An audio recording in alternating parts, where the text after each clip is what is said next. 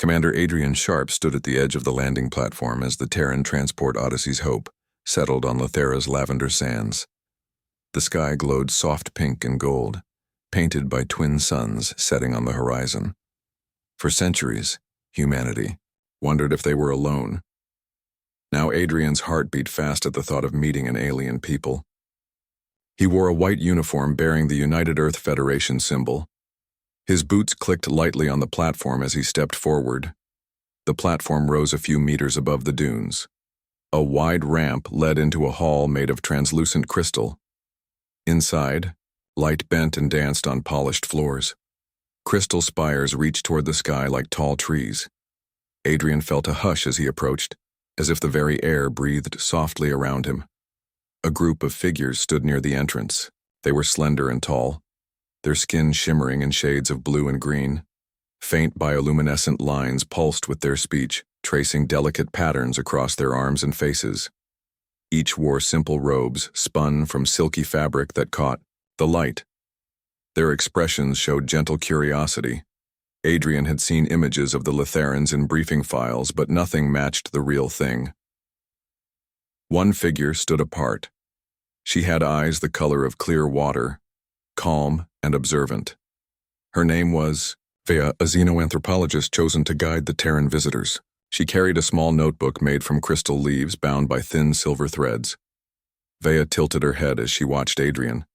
He met her gaze as he walked closer, feeling a mix of excitement and caution. An elder Litheran stepped forward.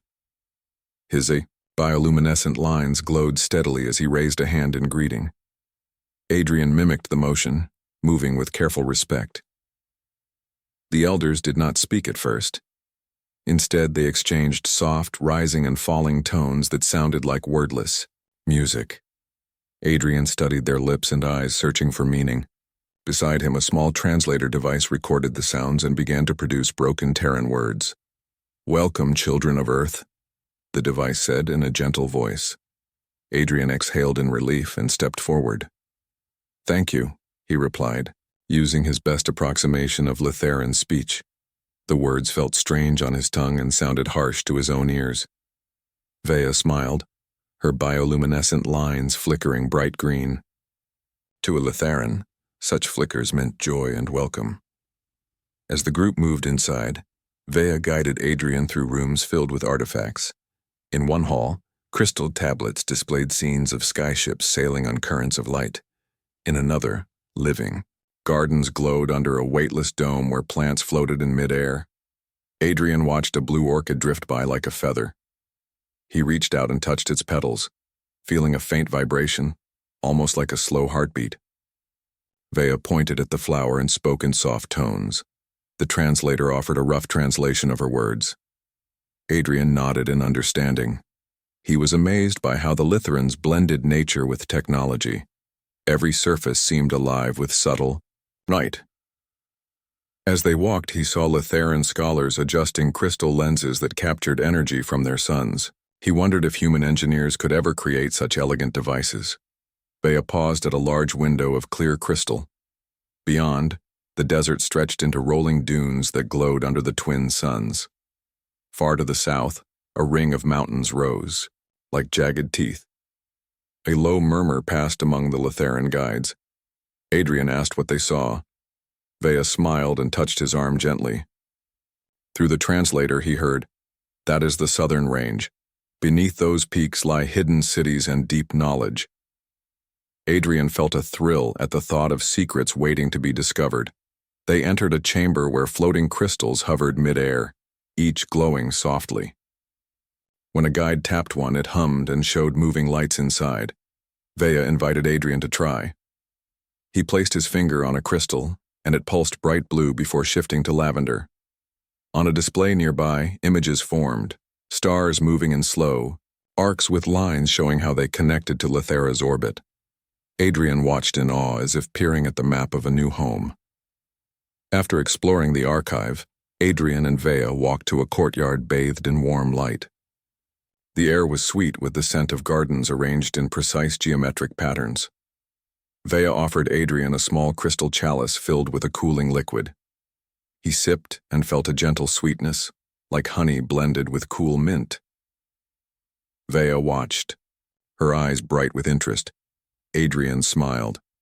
"It is delicious," he said in clear Terran. Vea nodded and offered a soft tone he did not yet understand. He pressed a button on his translator. The device responded, "Shared taste is a bond." Adrian bowed his head slightly. Vea bowed too. In that moment, Adrian sensed a friendship beginning to form. As the twin suns dipped below the horizon and stars began to appear, the two walked back toward the landing platform. Vea's robes glowed more brightly as she moved. She pointed to the sky where small craft drifted through the violet dusk, their shapes made of delicate beams of light. Adrian watched, impressed by their silent grace and the harmony of their motion. Soon, the ceremony to welcome the humans would begin. Adrian felt a mix of nervousness and excitement. Beside him, Vea placed a gentle hand on his arm and offered a reassuring smile. Though their languages were not yet the same, something passed between them, a shared hope for what lay ahead. Humanity had made first contact with an alien species, and the future seemed full of promise and mystery. As Adrian looked at Vea's glowing face, he knew this meeting was only the first step in a journey that would shape both their worlds forever. The grand hall of Lethera's council chamber glowed softly under hundreds of floating crystals. Tall, slim columns of gem-like material rose from floor to ceiling, casting gentle light across the gathered crowd. Letherans of many ages and ranks stood in neat lines as Adrian Sharp and his small Terran delegation entered.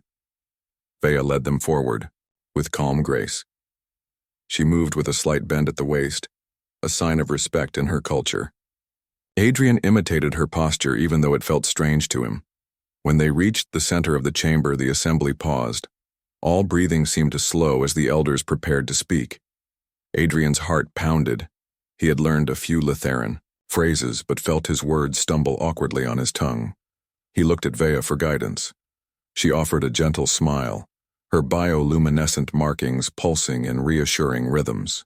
Then she straightened and nodded to the highest elder. The eldest Letheran raised a slender hand. His robes glittered like starlight. He began a long, flowing chant in a language Adrian did not understand. The translator at Adrian's belt crackled as it changed the sounds into Terran tones. "We greet the travelers who cross the sea of stars. We share with you our home, our knowledge, our dreams." When the translation ended, the hall grew quiet again. A second elder stepped forward and presented a gift wrapped in living crystal leaves. Adrian gently accepted the gift. Inside was a small glowing sphere that changed colors if he turned it in his hand. The elder explained through the translator that the sphere held a record of Letheran history and hopes for peace. Adrian bowed and said, "Thank you for your trust." The translator converted his words into soft Letheran tones. Around him, the crowd hummed in approval. After the formal speeches, the assembly moved to a circular banquet hall. Tables made of polished white crystal held plates of strange, colorful foods. Some dishes floated a few centimeters above the table, on gentle gusts of wind purified by hidden vents. One platter held small blue pods that glowed faintly. Vea placed a single pod on Adrian's plate. When he bit into it, a cool liquid rushed over his tongue. It tasted like mint and sweet earth. He smiled at Vea and said, "Good." The translator said his word in Letheran tones, and Vea laughed softly. She offered him another Letheran phrase, "Do you find this pleasing?" And he repeated it with care. Every time he managed a word correctly, the soft patterns on Vea's skin flared in bright welcome. Other Letherans watched with gentle interest as Adrian tried to say each phrase. Sometimes he stumbled, and the word came out wrong. But each mistake was met with kind laughter rather than impatience. By the end of the meal, Adrian felt more at ease. He and Vea shared notes on why certain foods tasted good or odd. In that shared laughter, they both felt closer. When the banquet ended, Vea led Adrian through the palace gardens. Bioluminescent, flowers glowed faintly among emerald green ferns. Water gently trickled over crystal spouts into shallow pools below. Letheran architects had designed the space so it felt like a breath of calm. As they walked, Vea held a small crystal tablet, with Lithuanian words written on it. She spoke a phrase and pressed a button on his translator so he could hear the meaning in Terran. Then Adrian tried to repeat the phrase. "I admire your home," he said as carefully as he could. Vea's lights pulsed bright green. She repeated the words until Adrian's speech came closer to the right sounds. Each time he got a sentence right, Vea added a new phrase. Soon he knew how to say, "You guide me well, and I wish to learn more." They paused beside a pool where fish-like creatures swam under the clear surface. Adrian pointed at them and asked Vea what they were called. She whispered the Lithuanian word, and Adrian tried to copy it. Even though he was slow and shaky, Vea encouraged him gently. He enjoyed learning her language more than he expected. He felt the distance between their worlds shrink with every word. Later, as they returned to the council chamber, Adrian noticed a small group of Lithuanians speaking in low tones near the entrance. Their bioluminescent lines flickered in sharp patterns, an expression of concern. Vea's calm face changed briefly to a more serious look. She told Adrian through the translator that these Lithuanians worried about the human presence. They remembered stories of other worlds where humans had caused harm for resources. Vea herself sat on a council committee that supported friendly ties. She believed humans could help Lithera, but her peers were not sure. Adrian felt a knot tighten in his chest. He wanted to prove that Terrans meant no harm. He placed a hand over his heart and said, "I come in peace. I wish to help." The translator spoke his words softly to the group. Their lines glowed dimly as they considered his vow. After a moment, one elder nodded slowly, though caution still showed in her eyes. Vea squeezed Adrian's hand and whispered a new Lithuanian phrase into his ear. "Trust is built by action." He repeated it quietly, determined to earn their trust. That night, Adrian retired to his quarters in the Crystal Keep. He lay on a soft bed made of woven silks that felt cool against his skin. Through a tall window, he could see the twin moons rise over the distant dunes. His thoughts spun with questions. How could he show Lithera that humans cared for more than just profit? Could he earn the trust of a people whose lifetimes spanned centuries? He thought of Vea's bright eyes and steady voice. Her belief in him gave him strength. He promised silently to learn more of their ways and to protect this fragile bond between worlds.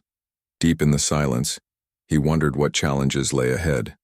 Tomorrow, more tests would come. But for now, he felt a small spark of hope that something good could grow from this new friendship between Earth and Lithera. Early the next morning, soft lavender light filled Adrian Sharp's quarters as he prepared for a day of meetings. He dressed in his crisp white uniform, the United Earth Federation emblem shining on his shoulder. Today, the Lithuanian Council would discuss possible joint projects between Terrans and Lithuanians. Adrian felt both excitement and nerves. He hoped to show that humanity could be a true partner, not a threat. In the Grand Council chamber, Vea awaited him. Her bioluminescent markings pulsed gently in greeting. She wore a simple robe of pale blue silk, the fabric flowing around her slender form. Adrian approached and bowed respectfully. Vea offered a warm smile, and he felt a flicker of confidence. Together they entered the chamber where dozens of Lithuanian elders and council members stood in a wide circle around a glowing crystal dais. The eldest elder spoke in measured tones that fluttered like soft wind chimes. The translator at Adrian's belt converted each phrase into clear Terran English. "We gathered to consider a proposal from the children of Earth. They offer to share knowledge and technology for the betterment of our world." A murmur spread among the council members. Some faces glowed bright green, a sign of curiosity and approval. Others flickered pale blue, indicating cautious neutrality. A group of 3 stood out. Their lines glowed sharp red and orange, an expression of concern and reluctance. One of these skeptical members stepped forward. Her voice rang out in strong tones. "Why should we trust human inventions? On other worlds they have taken resources without thought for nature. We see their ships bring not only tools, but also storms of change." The translator's voice repeated her words. Adrian felt the weight of her question. He straightened and held his gaze steady. In careful Lutheran, rendered by the translator, Adrian replied, "We seek not to conquer, but to learn and to give. Humanity has much to offer in medicine, agriculture, and energy. We wish to work together, under your guidance, so no harm comes to your land." Vea's lights pulsed softly beside him, encouraging him onward. Some members leaned forward, intrigued by his sincere tone. Others remained cautious. A second council member spoke. "You propose to share energy designs that use hyperlight crystals. Yet our lands remain pure because we keep technology in balance with nature. How do you plan to protect our environment?" Adrian replied, "Our engineers have studied ways to use crystals without draining them. We test each design carefully on Earth before sharing it. We can adapt our methods to Lethera's needs." He added earnestly, "Please allow us to demonstrate, on a small scale, so you may judge for yourselves." At that moment, Vea placed a slender hand on the crystal dais and presented a hollow image. It showed a small Terran device interfacing with a Lutheran crystal conduit. Light flowed smoothly between them, the crystal glowing a soft lavender.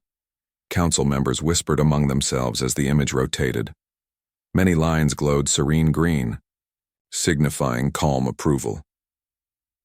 The skeptical trio's patterns remained red, but one elder in that group paused, her glow dimming to pale yellow, an uncertain sign.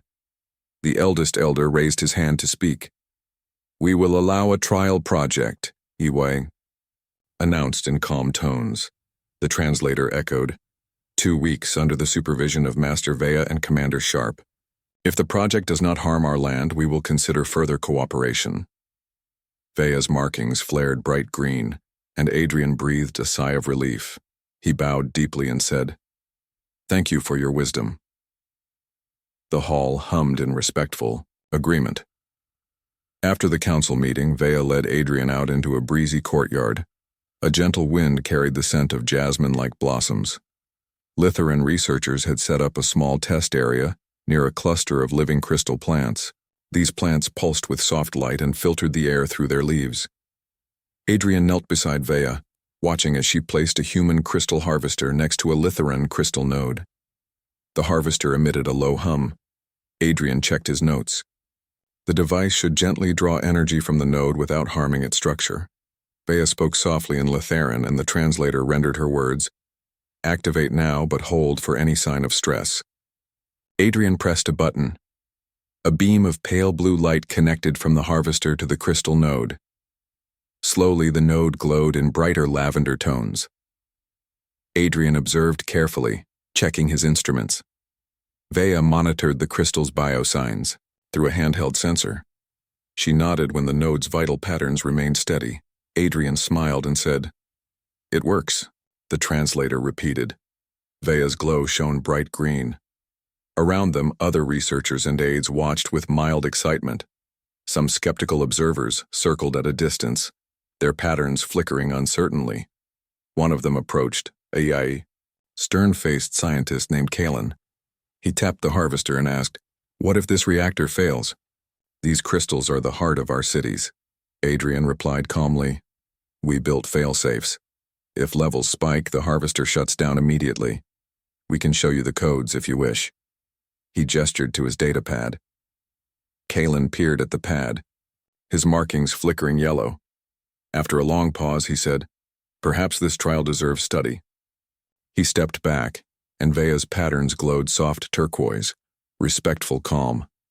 Later, as the sun climbed higher, Adrian and Vea walked toward a learning pavilion. The structure was circular, with walls of translucent crystal that let light filter through in rainbow hues. Inside, small floating orbs displayed holographic images of Terran agriculture fields.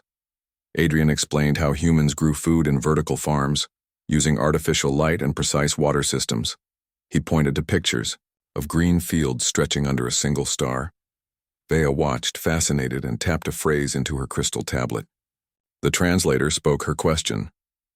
"How do you protect soil when you grow so much?" Adrian replied, "We use nutrients in water, so we do not exhaust soil. These systems can be small or large, and they save water too." We can adapt them to your soil if you wish. Vea's glow flickered bright green.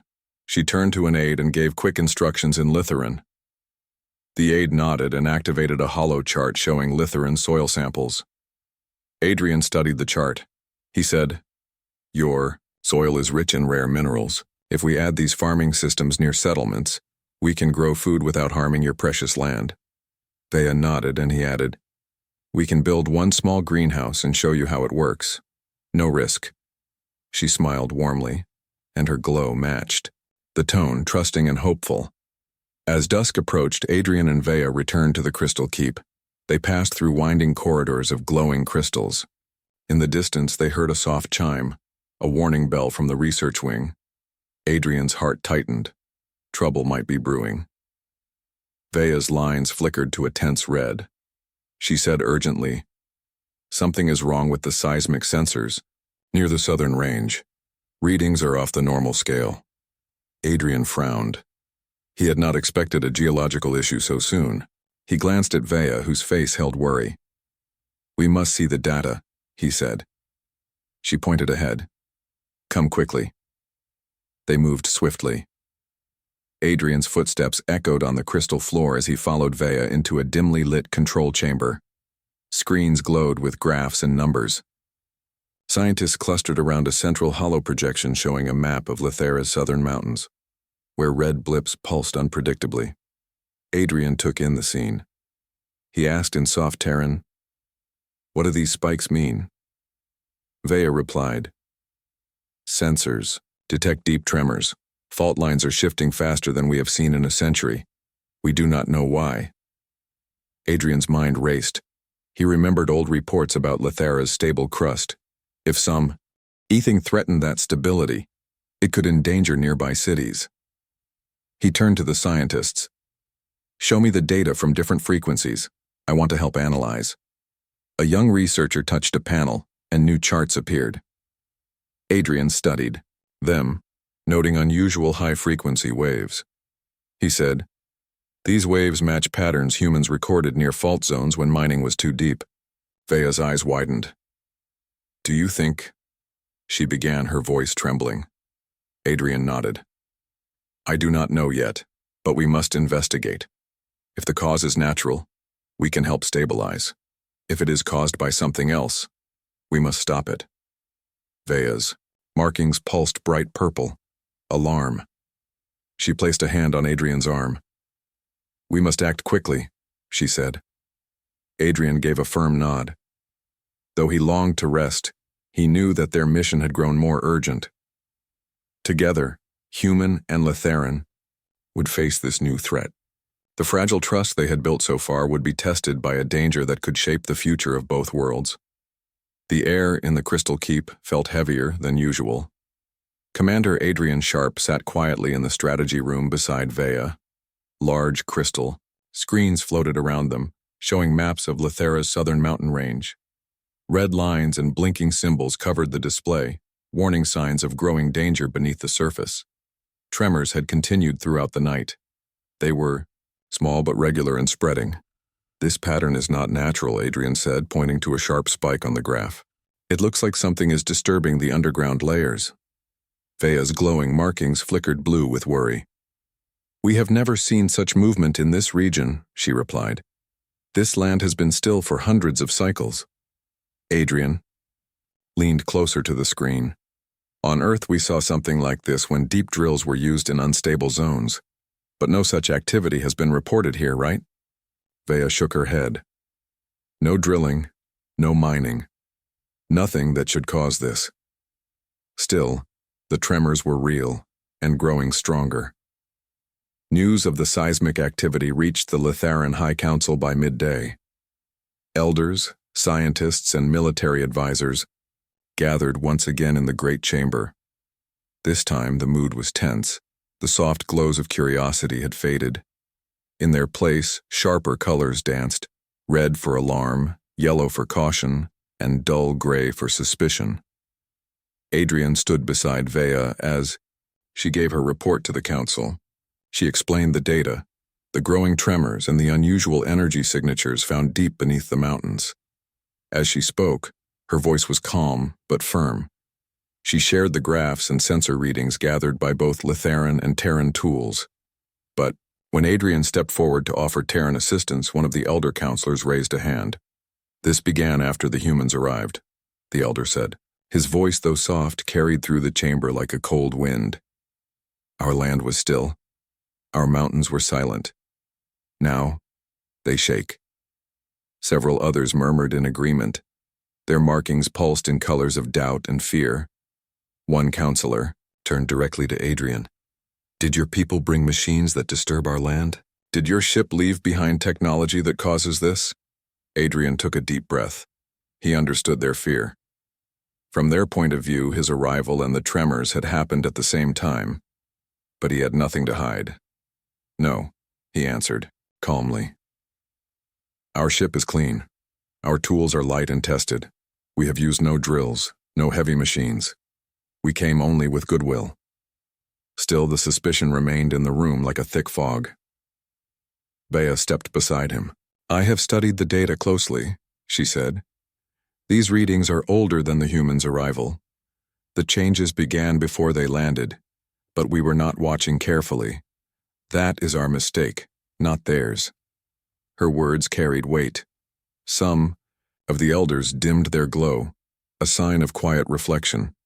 One of the more neutral members finally spoke. "Then we must discover the true cause," he said. "If this danger grows, it may threaten Kel-Ari and the southern cities. We cannot wait." The council agreed to send a joint investigation team to the fault zone, Letheran scientists, Terran engineers, and security from both sides. It would be a test of trust. Some still believed Adrian's people had caused the trouble. Others were beginning to see the truth, that something unknown was happening underground. That night, Adrian and Vea walked through the starlit gardens behind the crystal keep. The flowers shimmered softly, but the usual peace of the place felt distant. "You defended us today," Adrian said quietly. "Thank you." Vea looked at him, her eyes reflecting moonlight. "I did what was right. Fear can blind even the wise." Adrian sighed. "I didn't expect it to be this hard. I thought we were building something good here. But now, everything feels fragile." Vea nodded. "It is. Trust is like a growing crystal. Beautiful, but easy to break." They stopped near a small pool where gentle ripples moved across the water. For a moment, they just listened to the wind. Vea turned to Adrian. "If we find the cause of the tremors together, it may heal the fear. But we must act quickly." Adrian met her gaze. "Then let's start at first light." The next morning, the joint team set out in a sleek Letheran hovercraft. The vehicle floated silently above the desert floor, powered by light and crystal. Inside, Terran scanners hummed beside Letheran harmonizers. It was the first true mission the two species would face together. As they neared the southern range, the mountains loomed like dark shadows against the sky. Sensor readings blinked on screens. The tremors were growing stronger and deeper. Adrian watched the data with a tense jaw. We may be facing something far worse than a natural fault. Beside him, Vea stared out at the mountains. Her voice was low but steady. "Whatever it is, we will face it together." Behind them, scientists prepared their tools. Guards checked. Their shields and pilots set a course for the trembling heart of the mountains. Unseen and unknown, something ancient stirred deep below. Whether it was nature or something more, no one yet knew. But one thing was clear. The trust between Earth and Lethera was being tested, and the outcome would change everything. The Letheran hovercraft glided silently over the desert, heading toward the southern mountains. Inside, Adrian Sharp stood beside Vea, studying the glowing screen that showed seismic readings. Red and yellow waves pulsed across the map. The tremors had grown stronger since yesterday. Each spike was a warning. Something dangerous was happening deep beneath the surface. Around them, the joint Terran-Letheran team sat quietly. Scientists from both worlds adjusted their tools.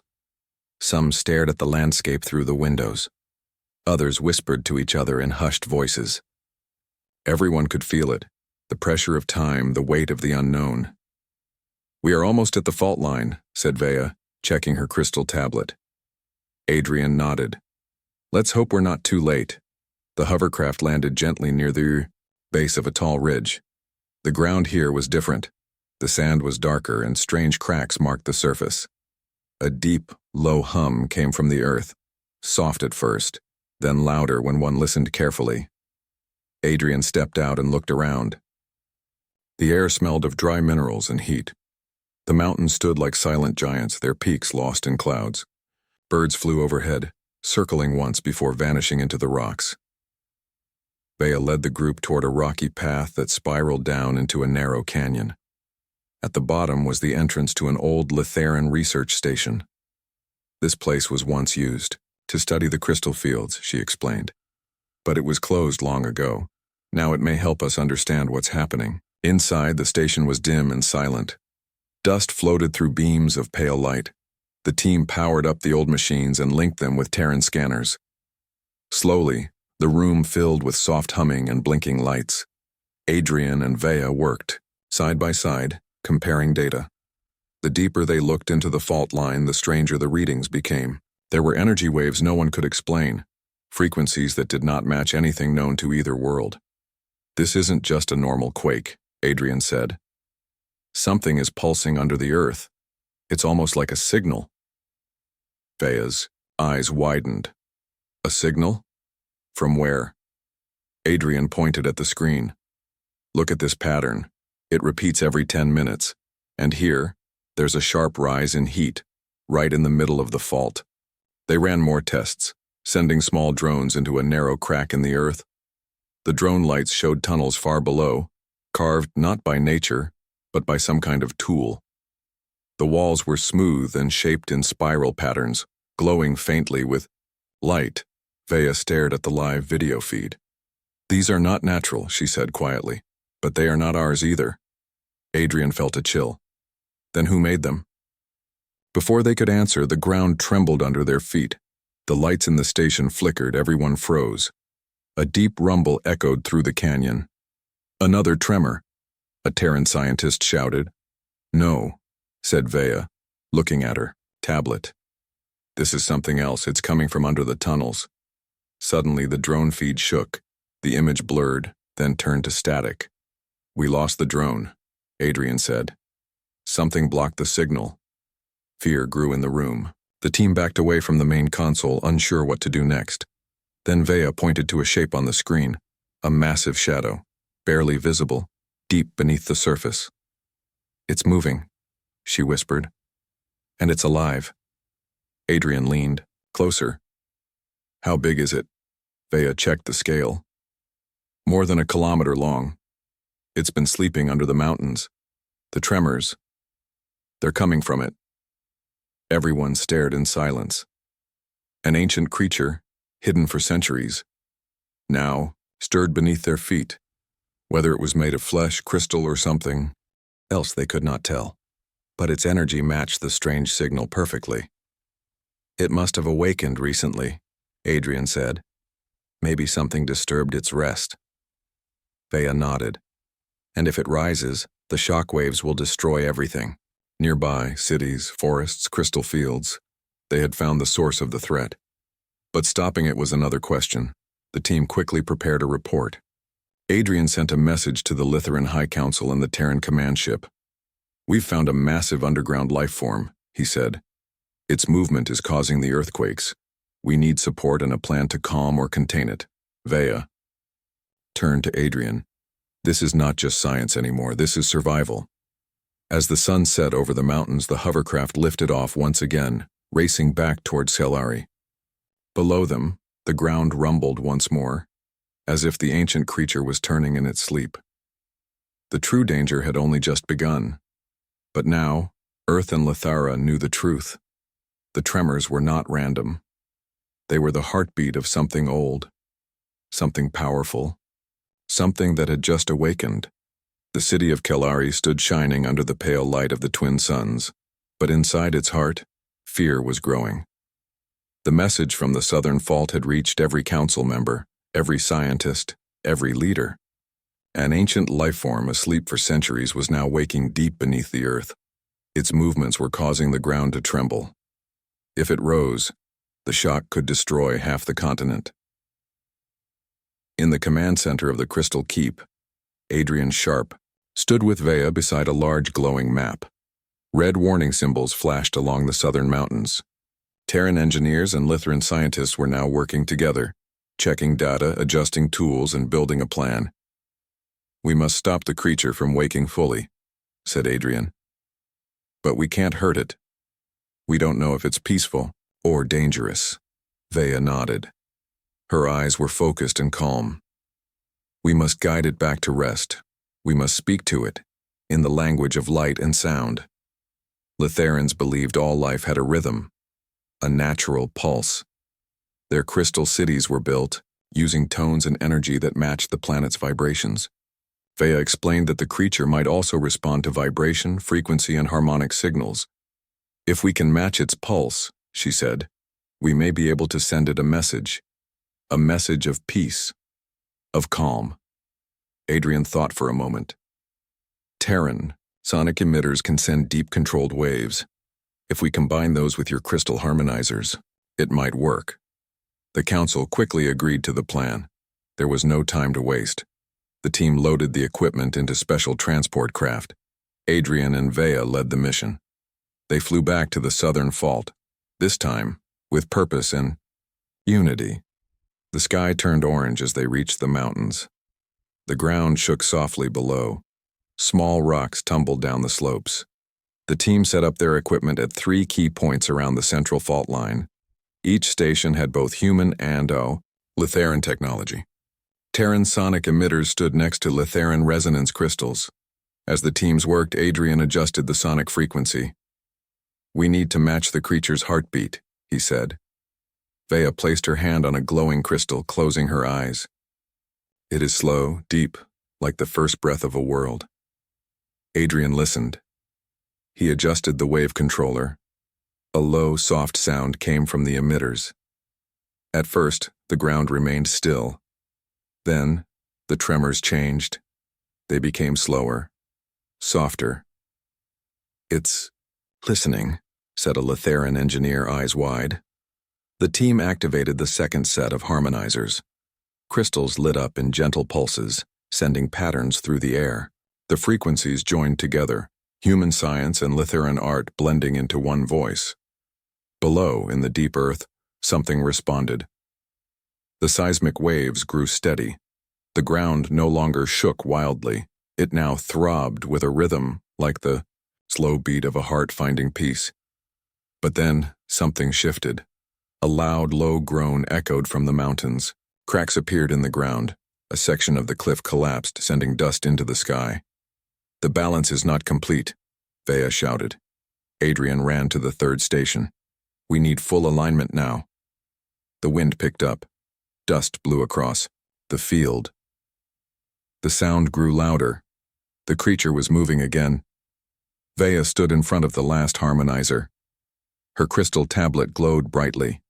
She tapped out a pattern of sound, an ancient Lytheran melody. It was soft, almost like a lullaby. The melody echoed through the valley. Adrian adjusted the Terran emitter one last time. He linked it to Vea's pattern. The two signals joined.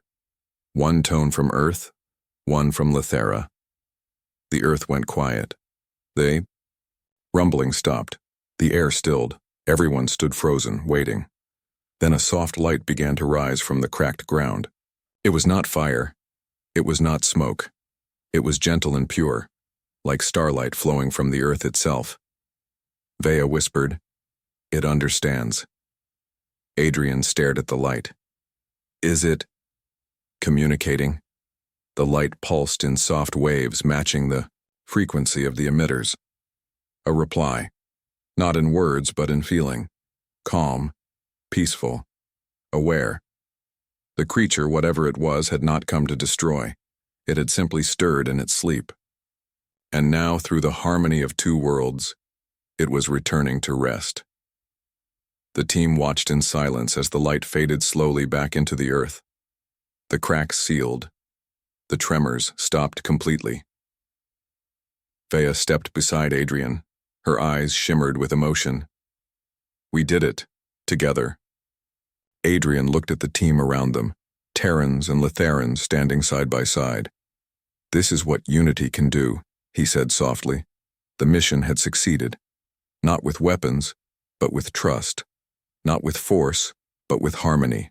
As the twin suns set behind the mountains, painting the sky in colors of gold and violet, Adrian and Vea stood at the edge of the valley. Around them, peace had returned to Lithera, and in their hearts they knew this was only the beginning of something much greater. The great hall of the Crystal Keep was filled with soft light from thousands of floating crystals. Delegates from all over Lithera had gathered along with the Terran visitors. The recent crisis had brought them closer, and now the air buzzed with cautious hope.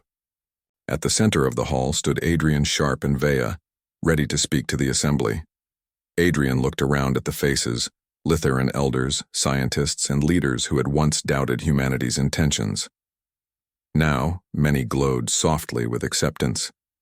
The tremors beneath the mountains had been calmed, thanks to the teamwork between humans and Litherans. It was proof that trust could be built, even between very different worlds. Vea stepped forward first. Her bioluminescent markings pulsed gently as she spoke. The translator device hummed, converting her Litheran words into Terran English.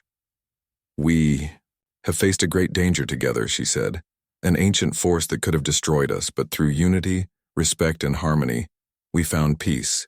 This partnership has shown us new paths, paths of hope. Applause, soft but genuine, spread through the hall. Adrian then raised his hand and spoke with steady confidence. We come from Earth, a world far from here, but we share the same hopes for peace, for friendship, and for discovery. Together we can learn from each other and protect the beauty of Lithera. He presented a small, glowing sphere wrapped in crystal leaves. Inside, tiny lights danced like stars. This is a living crystal combined with Terran technology, Adrian explained. It is a symbol of our friendship. May it remind us that different worlds can grow together. Vea accepted the gift with a smile. Her markings shimmered brightly as she turned to the crowd. Let this crystal be a promise that we will protect this world and each other. That fear will not rule us, but trust will. After the speeches, the crowd moved outside to the gardens. The twin suns dipped low, casting golden light over emerald leaves and glowing flowers. Adrian and Vea walked side by side, their steps slow and thoughtful. You did well, Adrian said quietly. Vea smiled. So did you. Your words, you're so sweet. They surprised me at first. She laughed softly. In Litheran, we do not say that often, but now I understand. Sweetness is kindness, care, and respect. You showed all of those. Adrian laughed, remembering the moment that had sparked their friendship. I didn't mean to say it, he admitted. But maybe it was the right thing to say. Vea nodded. It was. Words can build bridges even between stars. As night fell, lanterns lit the pathways, and gentle music filled the air. Terran instruments blended with Litheran crystal tones, creating melodies both strange and beautiful. People danced and talked, sharing stories from their worlds. Adrian found himself surrounded by new friends, Litherans who once doubted him, now eager to learn about Earth. Vea introduced him to scholars who wanted to study Terran technology, and engineers curious about Litheran science. The night grew deep, but the celebration continued. Above, the twin moons shone bright, their light reflecting in the crystal towers. Later, Adrian and Vea stood on a balcony overlooking the city. The glowing spires of Chel Ari sparkled like stars brought to Earth. What happens now? Adrian asked. Vea looked up at the moons. Now we begin. Not just as visitors and hosts, but as partners. Together, we will explore the mysteries of the universe. Together we will build a future where humans and Litherans walk side by side. Adrian smiled. I never imagined I would find friendship so far from home. Vea's eyes gleamed. And I never imagined that a single phrase, "You're so sweet," could start something so great. They laughed softly, the sound blending with the night's calm. In that moment, two worlds stood united, ready to face whatever the stars might bring. And the story of Earth and Lithara was just beginning.